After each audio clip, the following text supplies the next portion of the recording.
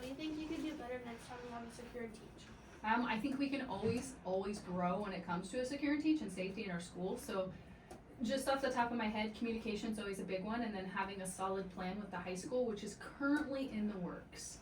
So right now, a lot of questions that came from our threat and bringing the high schoolers down was, what if that happens to us, and what if we have to evacuate you guys? So out of that came meeting with the high school and figuring out, if we go up there, what's our plan look like? What's the role of each high school teacher or administrator up there? And then it also taught us that we need to reach out to the high school and get their plan and have it here. So our staff, who was wonderful by the way, knows exactly how they can help. Why was the secure and teach necessary if it wasn't at our school? So the secure and teach was necessary for a couple of reasons. One, we always want to make sure you guys are safe, whether it's a high school, whether it's an elementary school, a kid, a teacher, a staff member, it doesn't matter.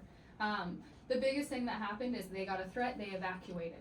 That particular day, we had single-digit temperatures outside. So imagine, do you guys remember how long the kids were here? Mm-hmm. Quite a while. Can we leave them outside in that? No. No, because now we're looking at health and safety, so it's too cold. So they walked from their evacuation site, which was down at the baseball field, into our gym so they could be warm, accounted for, and have parents or family pick them up, okay? Why couldn't you give us more details about what was going on? What was going on with it? Well, what do you guys know? Because like students were confused, like when we just see all these high schoolers going into our gyms, like why couldn't you tell us information right there and then? So right there and then, we don't always have the information or know exactly what's going on. The other thing is we need to think about what we tell you. What does that cause your emotions and your feelings to do? So do we want to give you pieces of information, or do we want to give you a lot of information so you understand what's going on? But don't you think as middle schoolers we should deserve to know what's happening in our own school? Absolutely. Yeah. Which is why Mr. Galloway made several announcements to talk about we're housing the high schoolers who had to evacuate the campus. Now, what was going on at that campus, we didn't really know.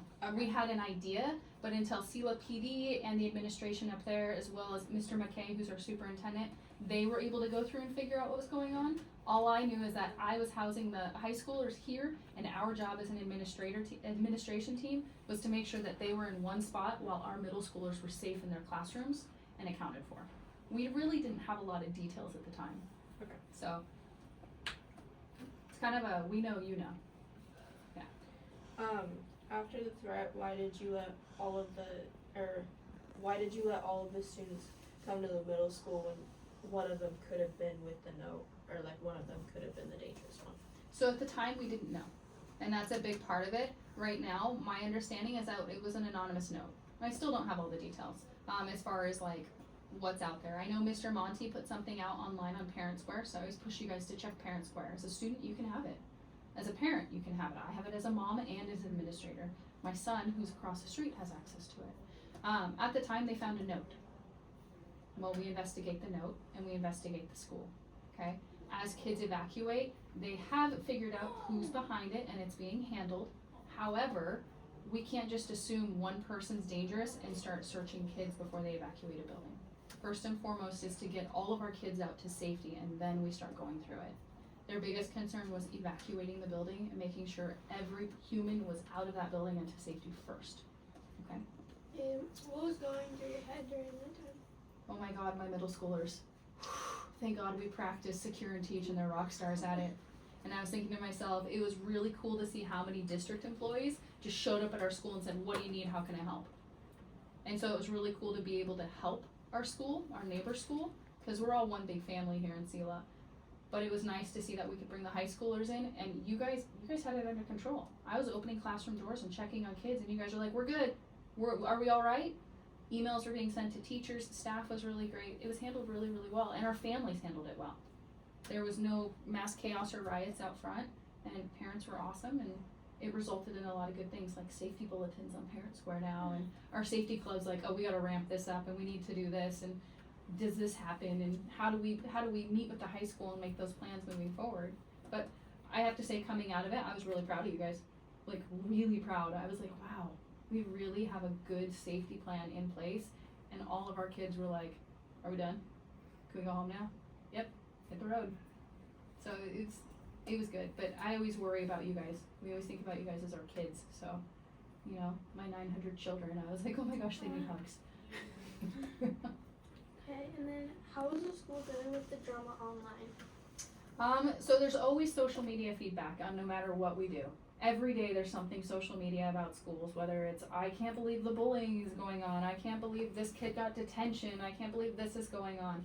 I will say Parent Square has been a beautiful tool for that, because Mr. Monty put something out, Mr. Cosacourt, who's head of transportation, put something out, Mr. McKay put something out.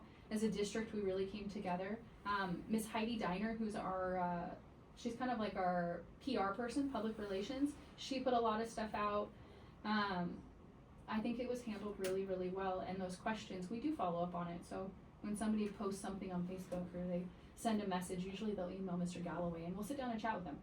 My phone was ringing and I answered a lot of parent questions, and our office had a lot of phone calls, and people just wanted to know, are my kids safe and is it at the middle school? And we were very clear, no, it's not at the middle school, we're just housing high schoolers. And a lot of parents came to pick up their kids too, and we're okay with that, based off of social media posts. But remember, what's the most dangerous thing in a middle school? Social media. and gossip. Those are our two most dangerous things here. Is that the story? No, because I can tweet scary things on, you know, Instagram or Twitter And or it'd be whatever. totally opposite. Exactly, and we can be totally fine. So it's always call and ask, and we encourage parents to do that. Call and ask her, you know what, come and see us. Come talk to us. My door's always open. So I'm a mom, and I'm a firm believer that I will tell you anything you want to know. Yeah, so. All right, any other questions? Nope. Thank you. Thank you. You guys are good at